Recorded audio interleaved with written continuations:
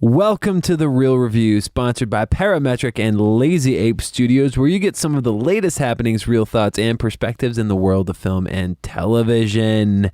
And this is our coming soon and news segment. So this is where we kind of cover all the new movies coming out this week, releasing within the next few days or so, and then also discuss any new film news, anything that's kind of happening, what's happened this last week or so, and with me I have Joel Cunningham. Hi, bro. Hi. How you doing? Good, man. I'm good. Good. It's kind of cold in here. Is it? I'm getting cold. You're usually the one that gets super cold, right? I am, but I'm okay right now. Maybe because I had orange flavored LaCroix and it was really good. And you are now addicted. Yes. It's the carbonation effect that we talked about last week. That is the best flavor of them. I've tried pretty much everyone under the sun except for the grapefruit because I just know I'm not going to like that because grapefruit's disgusting. That one was pretty good. I like that one, but whatever. That's Passion the most fruit, refreshing. I think is good too. I can't remember. They have like a separate like Levita or something like that, Vita France or something like that. It's like a separate brand. It's within their brand that does like a specialized mixed flavoring. Don't even know about that. I've tried all of those and none of them are as good as the orange. You searched the world far and wide for the perfect LaCroix flavor. I could make a song. And you came back to orange because it's kind of like weak orange soda. It is. Yeah.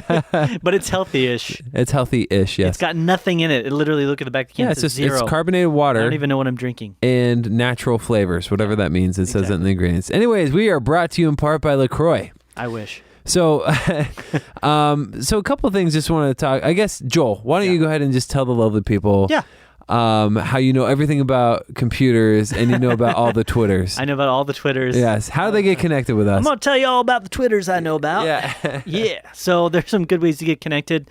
We have our website, which is realreviewmedia.com. You can check things out there. We've got posts that are constantly going up. Then also Facebook, which is facebook.com/realreviewmedia. We also have the Twitters and the Instagrams, which are both at Real Review Media. And then we'd love to hear from you guys. Any thoughts about some upcoming films you might want to tell us about, which is realreviewmedia@gmail.com. Love to hear from you on there. Perfect. There you go, Matt. Perfect. Did it done. So, yeah, a couple movies coming out this week in wide release. One's already got, just to kind of throw it out there, one already has had the embargo lifted on it for reviews and is doing very, very well. Yep. The other one is still under embargo and is potentially a sign of trouble for that film, Gotcha.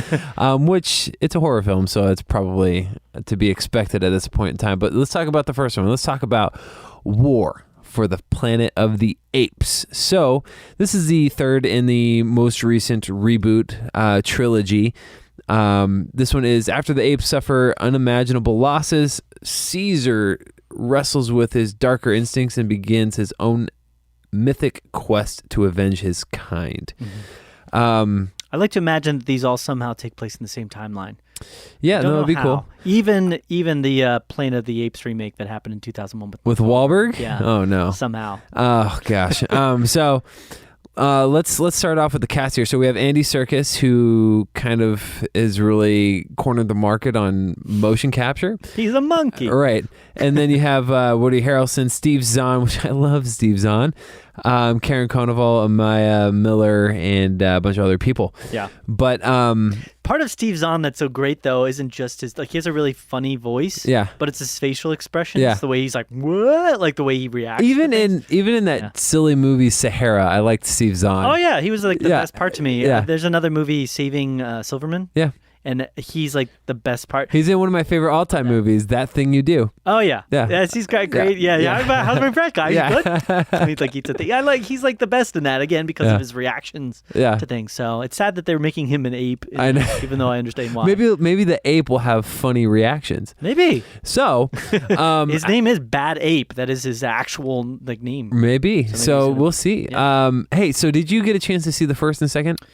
So I saw the first. Rise. By the first, I don't mean like the original Planet of the Right, Apes. you're talking about Rise of the Planet of the Apes? Yeah, Rise of the Planet of the Apes. I did not get a chance to see Dawn. Okay. So I need to go back and watch that one before checking out this one. Gotcha.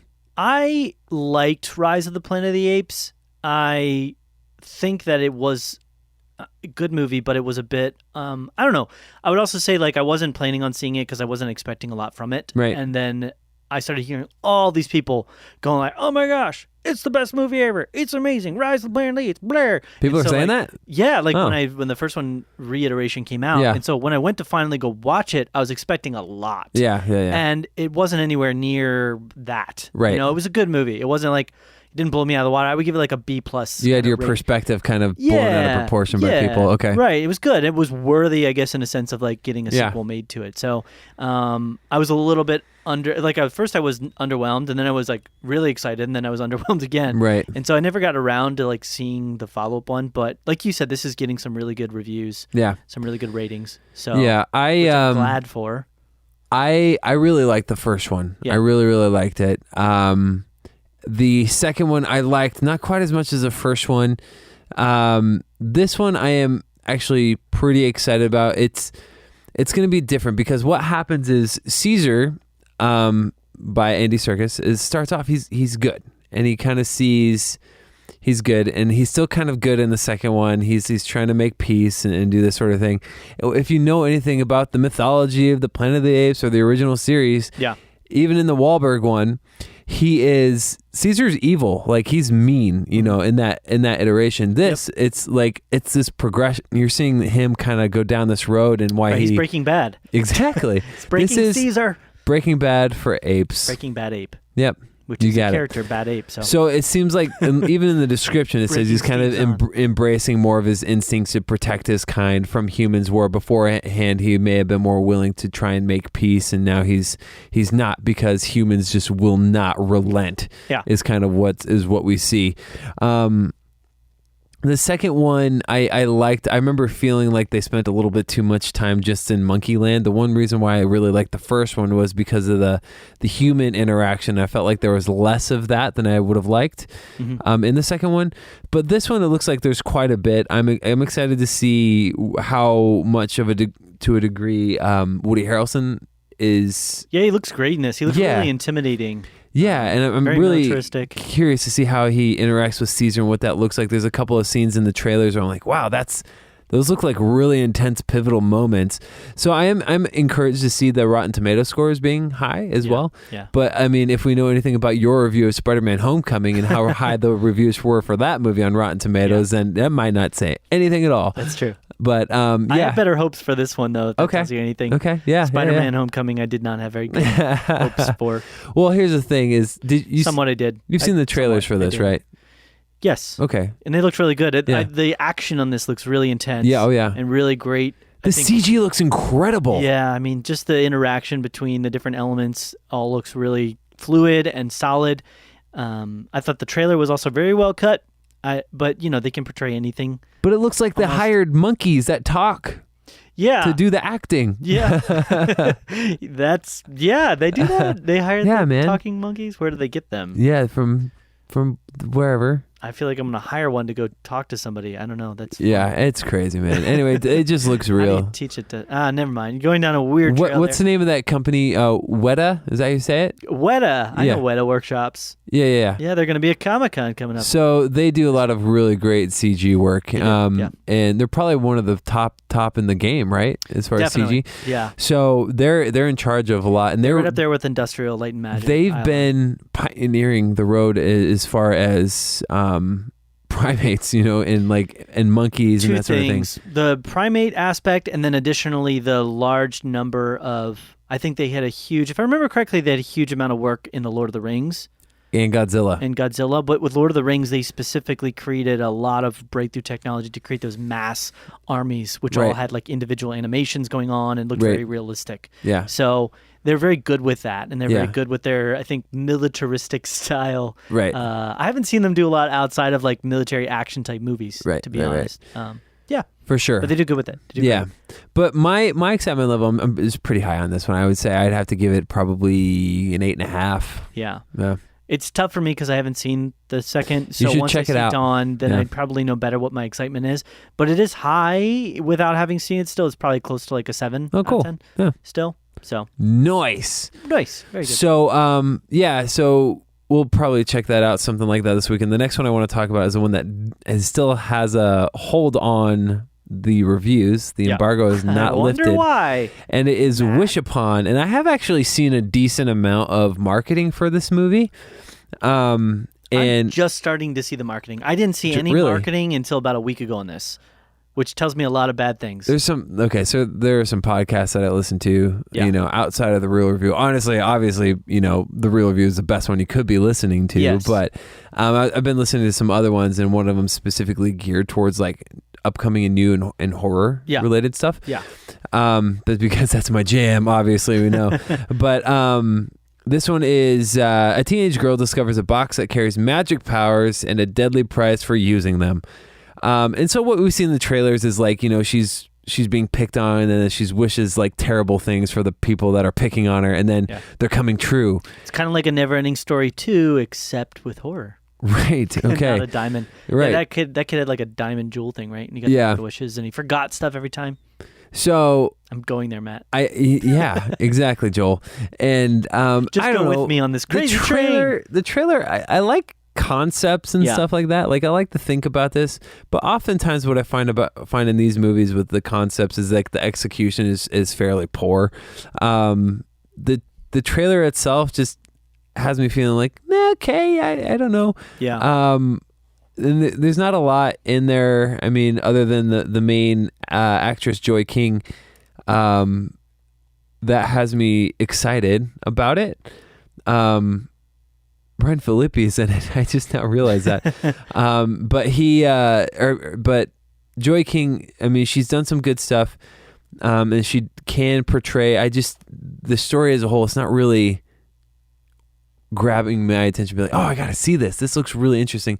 Other than the fact that I kind of want to see potentially what kind of cleverness they can have in the horrific way people are offed. Yeah. Although I will say the trailer is very reminiscent of Final Destination, and it makes me feel there's a couple of scenes oh, this is feeling very much like Final Destination, almost like this could be Final Destination 6, So I'm not really vibing that too much. The thing with this is like it's really weird that it's getting made in a way, and I'm thinking that maybe what they're trying to do is if they can get it released at the right time. Horror films are generally the simplest and easiest to sort of make your money investment back on. Right. There's usually a very built-in audience for a certain type of horror film that you can just kind of get them out there and people are going to go see it. This film, I mean, the writer credit that we have for this is a lady named Barbara Marshall. She's got really nothing for the most part to a name except for Viral and then a couple television shows. And then the director of it, that's the big thing that I keep seeing is that it's directed by the same guy that directed Annabelle, which I didn't see that. No, it wasn't that good. Right. But that doesn't really seem like a selling point. He also directed Butterfly Effect 2, which the first one was interesting and it was kind of cool. It was different, and that's why I liked it. But what I'm saying is he was a DP on a lot of things. Right, cinematographer for a ton of stuff. Cinematographer for Conjuring, The Mask, Mortal Kombat, Insidious. So he has an understanding, with Insidious and The Conjuring of horror films and what goes into making them visually look a certain way. And I haven't seen anything with this film, especially with the visual style, that really looks bad. I mean, it looks like visually it's got a good quality to it. But as far as content, there's just nothing to it that I'm like... Right. I'm amazed by it. It looks seems like one of the most straightforward plot ideas that I've seen in a while. Yep, pretty much. Person gets a thing, and then by using that thing, bad things happen. Yeah, it's like, exactly. Have we not seen this a bazillion times in horror films? I mean, the take is hopefully... Hellraiser is a perfect example, To be optimistic, you got to think, okay, how are they going to do a twist on this? They got to have some sort of twist on this, or it's literally just going to be beat by beat the same type of thing. Yeah. And it's got to be substantial too, because they could say it's a twist, but ultimately it doesn't affect the whole movie. But my anticipation level, even being like a horror movie buff, kind of like myself, I'm not really looking forward to this one. Yeah. Not like I am It. You and I are still going to the theater to check that one out, and I'm going to tell you it's like a happy movie, and then we're going to get in there, and then I'll be like, just kidding. I have a plan for that. You do? What's Yes. that? I'm going to take a little bit of what's known as a sleeping pill beforehand, and then just enjoy it that way. All right. I'll bring a shot of adrenaline. There you go. And just do something like, in The Rock where you got to stab yourself in the heart with it and then, inject it. And then maybe if I legitimately take a few shots of whiskey before we go in there, I might be able to make it work. I'm just not good. We talked about that. I'm not good with suspense. You get kicked out because you're just boisteriously laughing at everything. And I'm like, not getting paid to do this, Matt, so I can refuse to go see movies. No, that works. If I want to. That works. So, Wish Upon, excitement level 4.5. Yeah, 4.5. I'd say for me it's more like a 2. Okay. 1.52. Okay. Pretty low. I gotcha. There you go. So that's really it for the major releases coming out this weekend. There are a couple others that maybe we can talk about another time, but I want to get into one piece of news, and I know I didn't get a chance to speak to you this You old didn't because prep me at all. I didn't prep you at all on Matt? this one. I feel like we're gonna fly off the cuff here and just do this thing. Okay. So there's been a lot of talk about, especially in 2 weeks since we have Dunkirk coming out. Yeah. And there have been interviews with Chris Nolan potentially getting into the Bond franchise. I would love that. Yeah. Yes. Let me just say now. Yes. So guess what? If I had the deciding vote, I would say yes. So if you're not familiar, Christopher Nolan is one of those rare directors. He's kind of like a Quentin Tarantino. He's like basically one of those directors who is famous, like a Steven Spielberg, like who is known by his name. Or obviously where you have a lot of directors these days who you tell an average moviegoer, who is Edgar Wright? And most people would be like, I don't know who Edgar Wright is. Yeah. Where we know him as being, a pretty great filmmaker, where you have someone like, if you ask a normal person, oh, do you know who Steven Spielberg is? They'll be like, oh yeah, they did all these movies. Like people would know that. Yeah. Or George Lucas even, Right. Christopher Nolan is approaching that territory where he's a famous director, Right. where he's becoming known for being him. Already gotten there, then he has in my mind, but I think he will. Yeah, absolutely. I don't know how Dunkirk is going to be. It looks okay. It's only like an hour and 45 minutes long. No, I didn't know that. That's crazy. It's this like shortest feature other than Following. Yeah, the thing that Christopher Nolan does so well that has kind of helped him to not just be like a decent storyteller, because his stories are usually innovative and kind of try different things. Right. Even in the Batman franchise, the way that he treated, the Joker and kind of these two opposing sides of these concepts and themes of how to live your life. It's his approach to portraying the stories. He has this very grand scope, and then it's almost this like larger than life kind of scope to a lot of his types of films. And then additionally, he loves to play with your perceptions. I've seen a few interviews with him. He loves to play with your perceptions of reality. Right. Like what is normal and what is not normal. It was definitely obvious in Inception. That was a huge perception of Inception. Inception. Yeah. So I love that about him, and I think that could be a beautiful hybrid, because what we're seeing with the Bond series is this move towards they've done away with the James Bond, the goofy skiing stuff down a slope on like a jet ski, and like all these like different things. Like they've done away with the idiotic tongue in cheek. Now we just have the Triple X franchise for that. Right, exactly. Yeah. And they've gone towards a much more grounded, much more real, strong presence with the characters. And perfect examples like Skyfall. And I think the last film that they made, actually, the Quantum. Well, that was second one was Quantum of Solace. Spectre was the last one. Was weaker to me because they started to move back toward some of the more like diabolical, like James Bondian type, sense of things. And of the right. Skyfall, Casino Royale, those films work so well because they were so grounded. And he's a spy, but it was almost like James Bond meets a Jason Bourne type thing. Casino Royale is definitely my favorite Daniel Craig one. So I think where I'm getting to with this is that if you combine this spectacle and the sort of larger than lifeness of a Christopher Nolan film, I mean, not Inception, but Interstellar. If you look at like the spectacle and the spectacle and the grandiosity, like whether or not you like that on a story level, just the sheer crazy like heights of where that story went visually. If you would combine that with a franchise like James Bond, and then creating I would just like love that. I'd be like, oh my goodness. But it will also depend upon Daniel Craig. I mean, I don't know if they've signed on I don't think they have yet. The rumors are that he's still kind of beating around the bush. Because they've said maybe if they bring in Nolan, then it would be an option for him to stay on board, because he said very strongly after Spectre that like you couldn't beat him over the head, or like you couldn't pay him enough money on Earth to do another Bond film. So, but we'll see. The interview with Nolan, he was asked that question, and he's like, definitely, I'd be on board. I've had conversations with people. I would totally want to do something like that. However, my idea of something that I would want to do would require a little bit of reinvention. Gotcha. And as far as I know, and this is what he says, as far as I know, they're, if they want something different, I'm on board. I'll do it. But it seems like they're kind of doing their thing and they're doing it how they want to be doing. They're doing what they want to be doing. Then good for them. They can do it. But until then, I'll be here if they want to maybe switch it up a little bit. One thing about Christopher Nolan as well that I know is he likes to reuse a lot of actors. Yeah. So he's got a pretty good backlog, I think, of actors that he could potentially bring in for something like this. I don't think it would be anybody like Christian Bale. I don't think Christian Bale kind of fits that persona, but Tom Hardy kind of. I would actually see Tom Hardy. He'd have to kind of.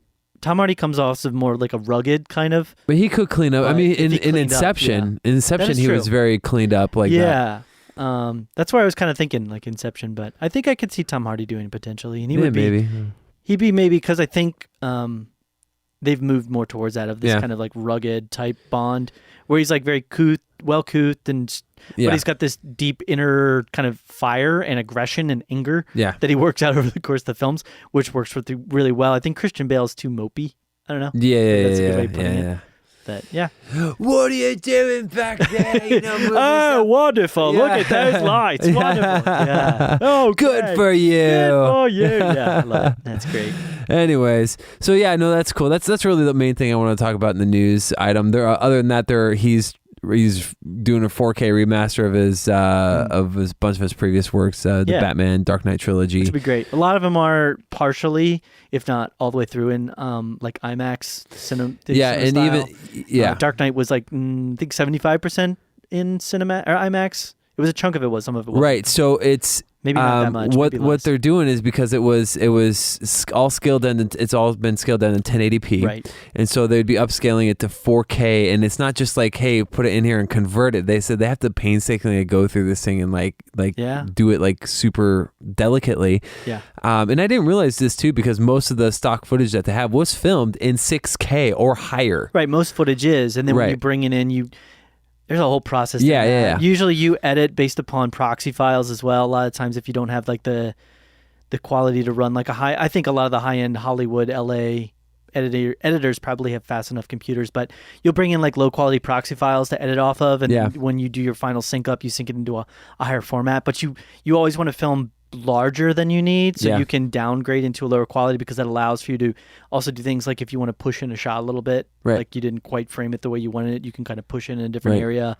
It also works a lot better when you do things like green screen and rotoscoping, because it's easier to cut things out when you've got more than enough info than not enough. So that makes sense. Most of these high-end professional cameras, I think the Dragon Red shoots at like a 8K or 9K format.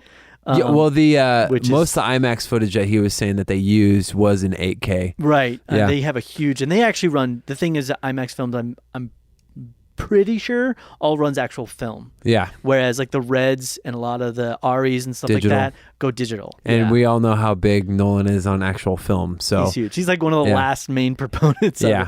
So him and Trevorrow, actually. So that's like a really interesting thing. Trevorrow and him did a panel specifically about that. But I think Tarantino as well. Tarantino did also. Film. Yep. Yeah. Anyways, so that's all I got for the news. But I guess a couple of things really just to remind you. Yeah, let us know what's going on. Let us know what you think of these things. Shoot us an email over at realreviewmedia@gmail.com. What was interesting about some of those news items? What are you most excited to see this weekend?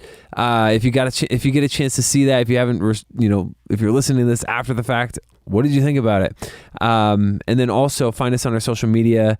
We're real good with computers and we know about all the Twitters. So, you can find us on Twitter and Instagram at Real Review Media, then Facebook.com/Real Review Media. And get connected with us. I don't know if we know of all the Twitters. You know of all the Twitters. I know of many of the Twitters, but not all the Twitters. All the Twitters. There's a lot of fake. If you don't know what we're Twitter talking about, we're profiles. talking about a scene from the Logan Lucky trailer that looks absolutely hilarious. But He's a hacker because he knows the Twitters. We need a good hacker. He's like, I know about computers. I know about all the Twitters or whatever it was. Yeah, that's pretty good. But so get connected with us. Let us know on Twitters. There you go. But yeah, Joel, anything else you want to add? No, I'm good. Cool. Well, it's been real. It's been real.